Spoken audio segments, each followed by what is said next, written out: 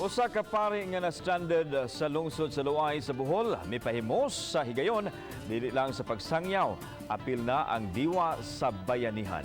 Ang detalye ni Femari Dumamo.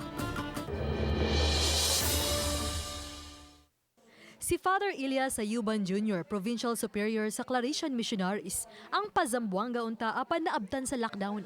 Gawas sa pagsunod sa mando sa kagamhanan sa community quarantine, iyang gisubay ang hilit nga mga dapit sa lungsod sa Luay ug didto niya nasaksihan ang mga nanimuyo nga tabangunon kaayo. Sama na lang ni Lola Betty uban ang tulo niya ka mga apo, nagpuyo sa gubaon kaayo nga balay.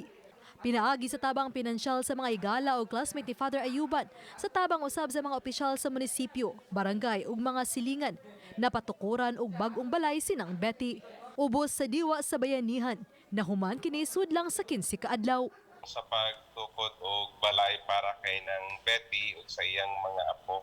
In fact, kaning maong program, kaning maong project, dili lang para kay nang Betty, dunay plano ang mayor sa among lungsod nga magpadayon sa maong proyekto sa lain pang mga kabaryuhan.